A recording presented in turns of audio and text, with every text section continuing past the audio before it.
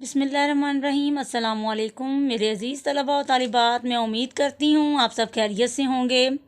बेटा आज हम पढ़ेंगे अपनी दरसी किताब की नज़्म हम्द के मशकी सवालात।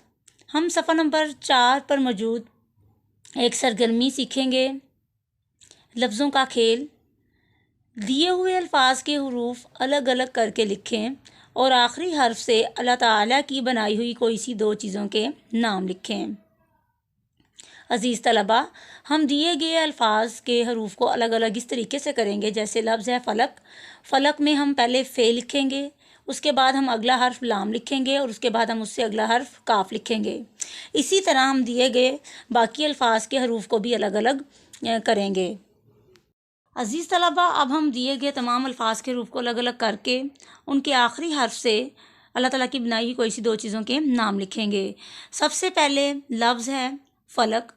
फ़लक के हरूफ को जब अलग अलग करें तो फ़े, लाम, काफ हरूफ बनते हैं। तो इसका आखिरी हर्फ है काफ। काफ से मैं अल्लाह ताला की बनाई हुई चीज़ों के नाम लिखूंगी। काफ से कबूतर, काफ से केला। इसके बाद है अगला लफ्ज़ है हम्द। हम्द के हरूफ को अलग अलग करें तो हे, मीम, दाल बनता है। दाल से हम लफ्ज़ बनाएंगे, दाल से दरख्त, दाल से दिल। उसके बाद अगला लफ्ज़ है समत। समत के हरूफ हैं सीन, मीम, ते। तो ते से हम अल्लाह ताला की बनाई दो चीज़ों के नाम लिखेंगे। ते से तरबूज, ते से तरकारी। उसके बाद है शजर। शज के हरूफ हैं शीन, जीम, रे। तो रे से हम अल्लाह ताला की बनाई कोई सी दो चीज़ों के नाम लिखेंगे। रे से राजहंस, राजहंस एक परिंदे का नाम है। रे से रीछ। शबनम, शबनम शीन, बे, नून, मीम।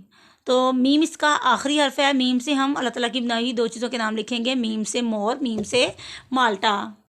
अज़ीज़ तलबा, इसके बाद हम कवायद सीखेंगे जो सफ़ा नंबर 5 पर मौजूद हैं। नंबर 1 है कवायद में। यहाँ पे हम रमूज़ औक़ाफ़ पढ़ेंगे। रमूज़ औक़ाफ़ से मुराद होता है कि ठहरने और रुकने के इशारे। जब भी हम किसी इबारत को पढ़ते हैं, किसी जुमले को पढ़ते हैं, तो उनके आखिर में कुछ अलामात दर्ज की जाती हैं या उनके दरमियान में कुछ अलामात आती हैं, उनको हम रमूज़ औक़ाफ़ कहते हैं। यहाँ हम ख़त्मा और सक्ता के बारे में पढ़ेंगे। सबसे पहले है ख़त्मा। ख़त्मा, जब भी कोई जुमला हम बोलते हैं या कोई इबारत पढ़ते हैं तो उस जुमले के आखिर में एक अलामत लगाई जाती है, उसको हम कहते हैं ख़त्मा। और ये इबारत या जुमले के मुकम्मल होने का इशारा होती है। जैसा कि ये जुमला दर्ज किया गया है कि अल्लाह ताला हमारा खालिक है। उसके बाद अगला जुमला है हम इसकी मखलूक हैं। इस तरह हर जुमले के आखिर में ये अलामत दर्ज की गई है जिसको हम ख़त्मा बोलते हैं। जैसा कि बुक पर भी मौजूद है कि ऊपर दिए हुए जुमले के आखिर में ख़त्मा लगाया गया है।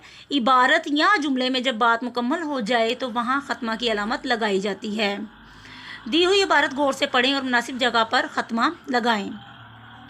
एक नेक आदमी के पास बहुत दौलत थी। अब यहाँ पे जुमले का इख्तिताम हो चुका है, तो अज़ीज़ तलबा हम जुमले के आखिर में लगाएंगे ख़त्मा। वो अपनी दौलत भलाई के कामों में खर्च करता था। यहाँ भी जुमले का इख्तिताम हो गया है, तो हम जुमले के आखिर में ख़त्मा की अलामत को दर्ज करेंगे। वो बहुत सादा कपड़े पहनता और सादा ग़िज़ा खाता था। इसके बाद भी हम जुमले ख़त्मा का इस्तेमाल करेंगे। वो एक साफ़ मगर बहुत छोटे से घर में रहता था। अब यहाँ पे भी इबारत का इख्तिताम हो रहा है, जुमले का इख्तिताम हो रहा है, तो हम यहाँ पे ख़त्मा का इस्तेमाल करेंगे। अब हम रमूज़ औक़ाफ़ की दूसरी अलामत सक्ता पढ़ेंगे। सक्ता को इंग्लिश में कोमा भी कहते हैं। सक्ता की अलामत जब किसी जुमले में दो या दो से ज़्यादा एक तरह के अल्फाज साथ साथ आ जाएं तो उन्हें एक दूसरे से अलग करने के लिए लगाए जाते हैं। जैसा कि दिए हुए जुमले में ये बताया गया है, नेक आदमी गरीबों, मोहताजों, मुफलिसों और मस्कीनों की मदद करता था। अब यहाँ पे एक से ज़्यादा अल्फाज साथ साथ हैं, जैसे गरीबों, मोहताजों, मुफलिसों, मस्कीनों। तो अब यहाँ पे हम गरीबों, मोहताजों और मुफलिसों के दरमियान में हम कोमा लगाएंगे, जिसको उर्दू में सक्ता बोलते हैं, यानी हम सक्ता का इस्तेमाल करेंगे।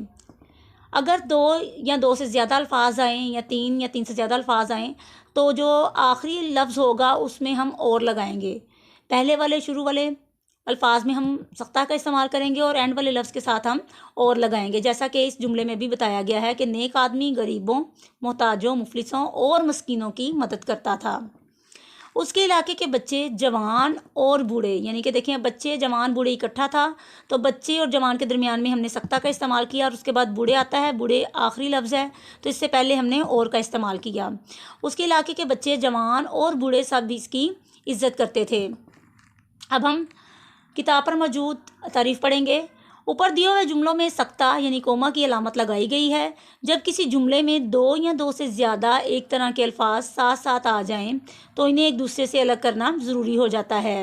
تین یا تین سے زیادہ الفاظ کی صورت میں آخری لفظ کے ساتھ سکتہ کے بجائے لفظ اور آئے گا، جیسا کہ عزیز طلبہ میں آپ کو پہلے بتا چکی ہوں۔ میں امید کرتی ہوں عزیز طلبہ و طالبات آپ کو لفظوں کا کھیل، یعنی جہاں پہ ہم نے لفظوں کے حروف کو الگ الگ کر کے اللہ تعالیٰ کی نئی چیزوں کے نام لکھے تھے، اور رموز اوقاف، ختم اور سکتہ کی اچھے طریقے سے سمجھ آ چکی ہوگی۔ تمام طلبہ اس کو اچھے طریقے سے ذہن نشی کریں اور یاد کریں۔ شکریہ۔